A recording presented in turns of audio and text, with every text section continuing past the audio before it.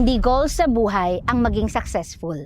Ang totoong goal ay sense of fulfillment. Success is overrated, lalo na kapag walang laman ang puso mo. Ano nga bang mas mahalaga, yaman o kapayapaan ng loob? Ang daming tao, habol ng habol sa next big thing.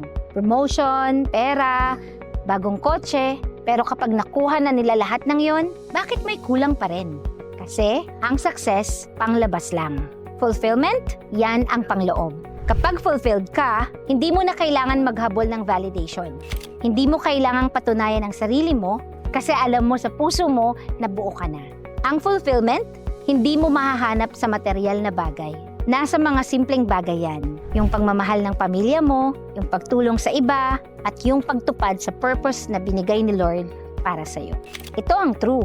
Hindi lahat ng successful na tao ay fulfilled. Pero lahat ng fulfilled na tao may tunay na success. Ang goal sa buhay ay hindi lang magtagumpay. Ang tunay na tagumpay ay yung may saya at kapayapaan sa puso mo. Kaya tanungin mo ang sarili mo, anong hinahabol mo ngayon? Success o fulfillment? Tandaan, ang tunay na yaman ay hindi nakikita, kundi nararamdaman. Hanapin mo yung nagbibigay sa'yo ng totoong ligaya.